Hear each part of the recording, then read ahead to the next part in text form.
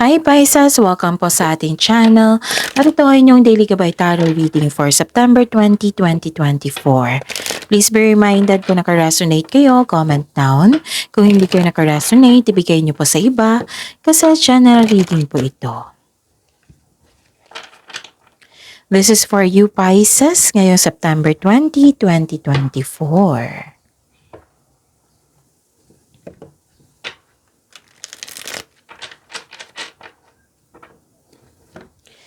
Maraming salamat po sa inyong patuloy na suporta at maraming salamat din po sa mga hindi nag-skip ng ads. Gamitin ang reading na ito bilang gabay lamang sa mga hindi pa nag-subscribe, subscribe na po kayo at click bell notification para malaman nyo na may bago tayong video. Para sa mga gusto magpa-reading po, may lumabas dyan sa screen nyo ngayon. Panoorin nyo po at sundin ang instruction. Calling the attention sa mga suki ko dito na Pisces. Open na po inyong Monthly Gabay Tarot reading for September 2024. May 6 months from now reading tayo at love life reading po. So message me Pisces for schedule. Maraming salamat po.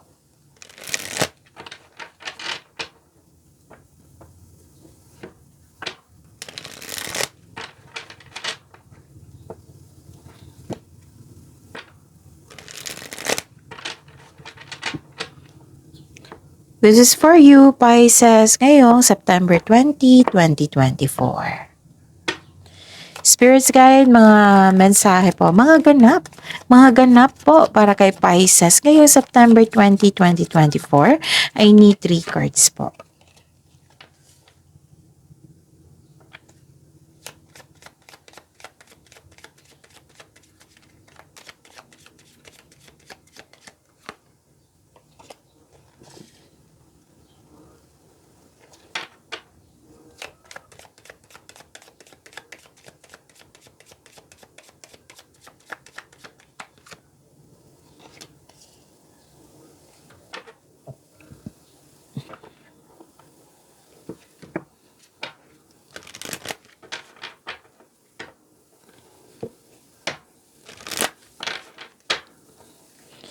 Spirits guys, message nyo po. Spirits guys, angels, archangels, guardian angels, message nyo po para kay Pisces ngayong September 20, 2024.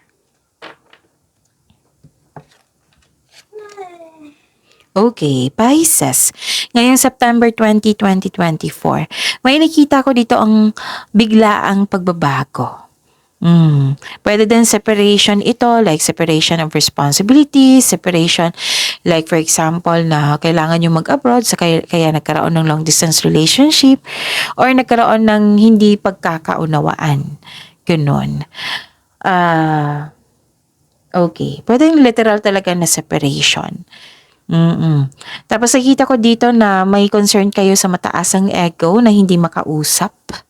Pwedeng arrogante itong taong ito. So, pwede din na gusto nyo mapag-isa ngayon, nagkaroon ng stagnation. Gusto nyo mapag-isa para makapag-isip ng mabuti. Okay? Para makapagplano ng mabuti, para makapag-desisyon, makagawa ng desisyon.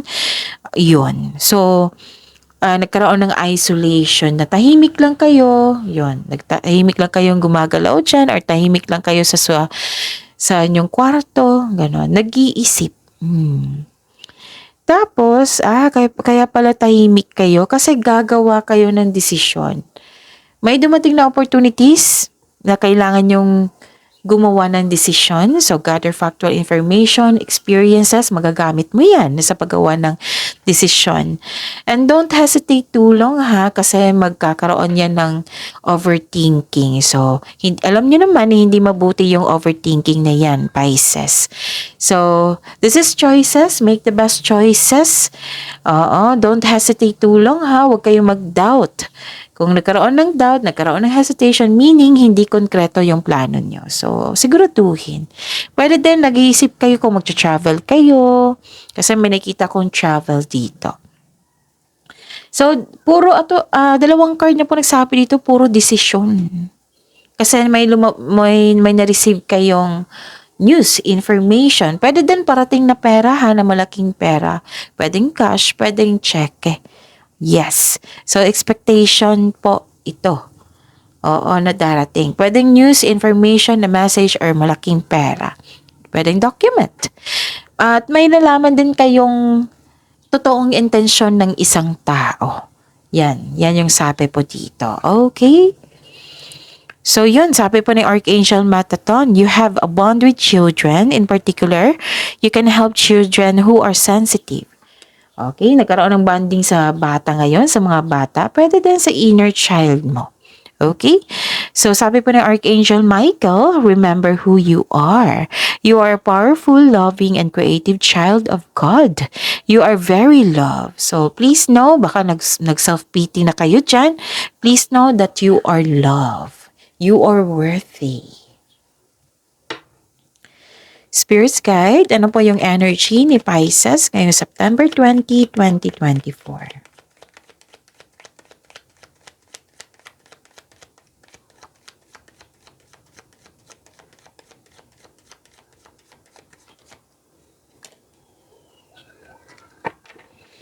And the clarification of this card po.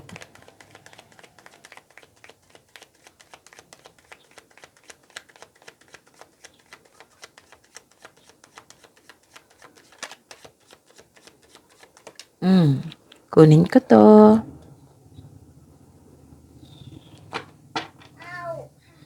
Okay. So again, daily reminder po ito. Panoorin nyo po yung last 4 days Gabay Tarot reading nyo po. Like for example, napanood nyo ito ngayong September 20, 2024. Panoorin nyo po yung 19, 18, 17, 16. Para hindi kayo maguluhan, para hindi kayo malito. Panoorin nyo po. Kung may nakita kayo or narinig kayong repeating message, kailangan nyo po iyan bigyan ng atensyon. Kung maaari po, bigyan nyo po ng solusyon at aksyon. Again, calling the attention sa mga suki ko dito na Pisces. Open na po ang inyong Monday Gabay Tarot reading for September 2024. May 6 months from now reading tayo at love life reading. So message me Pisces for schedule. Maraming salamat po. So what is your energy?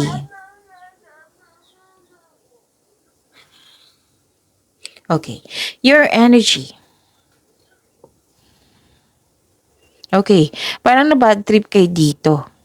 Kasi parang tinanggap mo yung opportunity. Like, tinanggap mo yung tao, tinanggap mo yung opportunity, ganon. Basta may tinanggap kayo na nagsisisi kayo.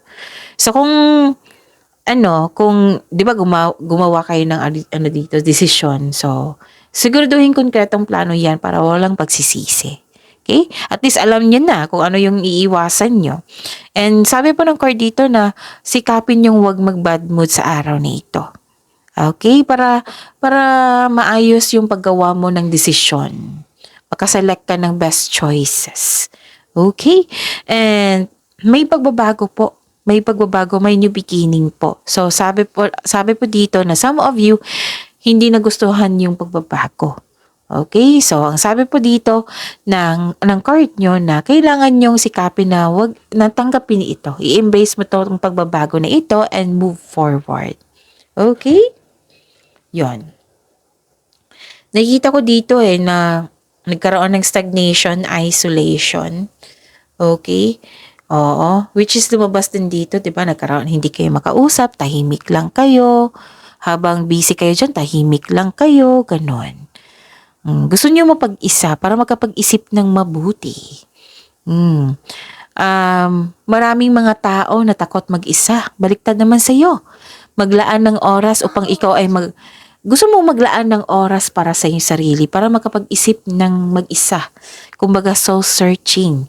Nagkaroon ng you're seeking your own inner truth. Pwedeng nag-meditate kayo. Pwedeng nag-long walks kayo. Kaya nga ang ilan sa inyo dito, gusto nyo mag-travel para makapag-isa, para makapag-isip, makapagpahinga, ganon. So you can restore your energy by spending time with yourself. Para sa pagbalik mo, you will feel your energy restored. So, parang naghahanap ka ng sagot sa mga katanungan mo dito So, ang sabi ng card dito, all life's answers are within you. Nasa iyo na po daw yung sagot. Naghahanap ka ng inner truth So, nasa iyo na po daw. Magkakaroon niya ng enlightenment. divine inspiration, sinuko mo lahat kay God, at naghingi ka ng divine assistance. Kasi nakita ko dito may wisdom sought, wisdom, solitude. Okay. Yun. You need time alone, parang perfect time sa iyo na maglaan ng oras sa sarili. Yun. Kasi kung spending time, like nagkaroon ng space, that is a sign of respect. Sign of respect sa iyo as a isang tao. Okay? Para pagbalik mo, stronger ka na. Okay ka na. Nagkaroon ka na ng solusyon. Nakapag-decide ka na. Kasi may tao talaga niya na hindi makapag-decide pag maingay yung surroundings, pag marami kayong ginagawa. So yun, eto, tahimik ka lang kasi gagawa ka ng desisyon. Yun ha, yung answer sa mga katanungan mo andyan na po sa iyo, sabi po ng card.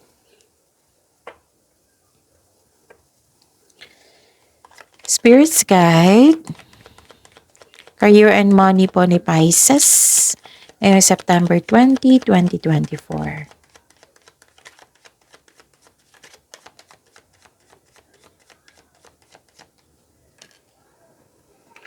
And the clarification of this card po sa career and money ni Pisces.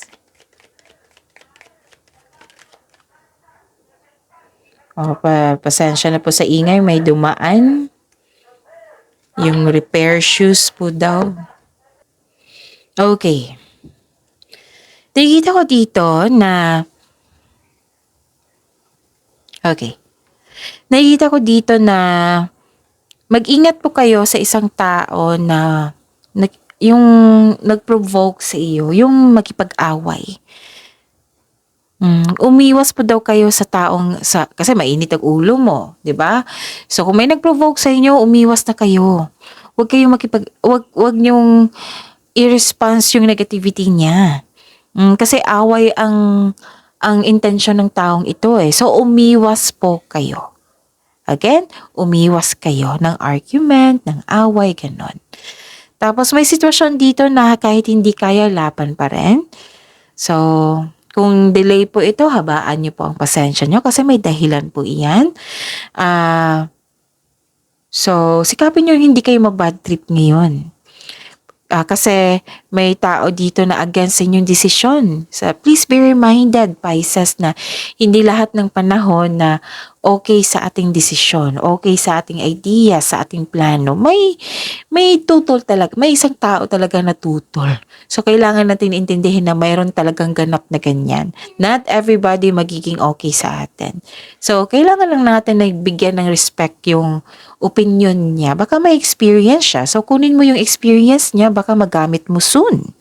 'Di ba? Kasi gagawa ka ng desisyon dito eh. Okay? So, kung parang gusto mo makikausap dito, Pisces, so do it, be it. Piliin mo yung tao na mahandang makinig sa iyo, yung very genuine, na marunong magtago ng sikreto. Oo. So, kung may anong tawag ito? May trust issue ka sa mga tao. So, make a journal. Kung mahilig kayo sa journal or diary. Oo, kasi yung lahat ng nasa isip mo, lahat ng nararamdaman mo, kung ilipat mo sa pahina ng journal, masuri mo yan eh. Magkakaroon din yung sagot sa mga katanungan mo. Magkakaroon din ng solusyon sa inyong problema. Laking tulong yan ng journal na yan. So, yes, isa din ito sa dahilan itong journal na ito, magiging mahinahon ka at masuri mo talaga yung punot dulo kung bakit kayo nagkaroon ng ganyang sitwasyon. Okay? Ayun. Ano pa? Nakikita ko rin dito na you are very inspired in action. Nagkaroon na ng direction. It might be nasagot na yung mga katanungan mo. Nagkaroon ng direction, focus, determination, concentration. Okay? So, to achieve a success in career and money, kailangan mong mag-focus. Comes with determination and clear intention. Ito na yung go signal na mag-create kayo ng konkretong plano. So, busy kayo ngayon. Okay? And listen to your intuition to guide you towards the next action. Importante yan kasi gagawa kayo ng desisyon. So, konkretong plano ha. Kung nagkaroon kayo ng hesitation, meaning hindi yan konkretong plano. Pasensya na po sa ingay. You have success in the face of difficulty. So, some of you umuwi ng successful dito. Pwedeng natuloy yung travel mo. You're moving forward to the next level. Basta gamitin mo yung intuition mo. Makinig kayo sa inyong intuition kasi it will guide you to the next phase of your life. Patungo sa right path. Patungo sa success. Spirits guide. Love, life, self-love, partnership, and romance ni Pisces. Ngayong September 20, 2024.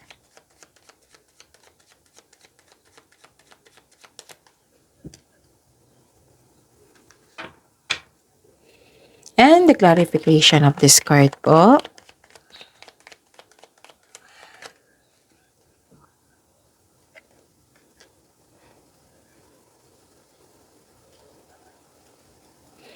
Maraming salamat po sa patuloy na tiwala at suporta sa ating channel. At maraming salamat din po sa mga hindi nag-skip ng ads. May lumabas dyan sa screen nyo ngayon, panoorin nyo po. Kung gusto nyo po iyan, then follow instruction. You're receiving love. Busy kayo, nagkaroon ng growth and expansion. May mother figure din dito, na maaaring siya yung nagbigay ng tulong sa iyo or kayo ito. Marami na kayo napagdaanan sa buhay. And this is also fertility po. This is all about your love, beauty, money, creativity, and yes, may happiness po dito. You're taking time to earn nature also. Nagkaroon ng pleasure, nagkaroon ng development, success. Yes, this is abundance and success. May pagbubungang mabuti na parating, pwedeng bagay po ito or pagbubuntis kasi may kinakita kong fertility dito. So kung ayaw nyo mabuntis, then dobleng ingat. So, be happy with the results of your actions. And sa mga single dito, the advice is allow yourself to receive love and acknowledge that you can attract romance by loving yourself. So, kung hanap mo, green flag, dapat magsimula ito sa atin by loving ourselves first. Okay? Remember to practice self-love. This is a fertile time po ha. So, ayaw nyo magbuntis, mag-ingat kung gusto nyo. So, be it. Okay? So, yun. Accept this abundance and success kasi ang ganda nito. Be happy with the results of your actions. Okay? Ang ganda ng mensahe po. Okay. Ano pa?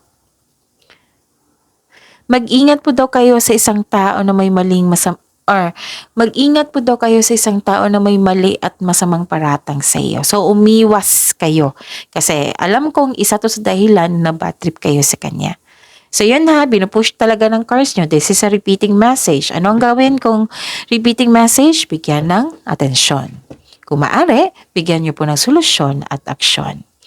Pwede din na may concern dito na nagkaroon ng disbalance sa panahon sa sarili, panahon sa pamilya, sa career, sa kailangan ng pagbalansa dito.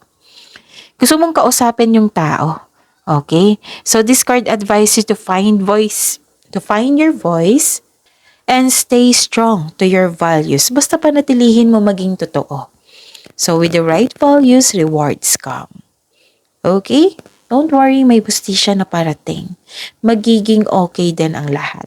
So, use your logic and remain objective kasi ito yung makatulong sa inyo. Okay? Okay. So, balanse sa oras ha. Baka wag niyong hintayin na magreklamo yung partner nyo or kayo ang nagreklamo kasi walang time sa inyo. So, yun. Pag-uusap po ay kailangan po dito, Pisces. So yun, positive affirmation. I am blessed, I am loved, I am healthy. Kailangan na kailangan yan. So, yung mga magandang salita, i-claim nyo yan, i-attract nyo yan. Tapos, i-claim nyo itong abundance na ito, itong success na ito, itong opportunities na ito. Itong travel na ito, gustong gusto nyo po. Basta magpahinga po ha, panahon sa sarili, sa pamilya, kay God, sa yung trabaho, pagbalanse po ay kailangan. And kung nag-self-pity kayo, remember, you are very loved. Okay? So, accept this abundance, success, itong pagbubunga na ito. So, see you tomorrow, Pisces. Please like, subscribe, and click the button for notification para updated po kayo sa daily tarot reading natin. Maraming salamat po.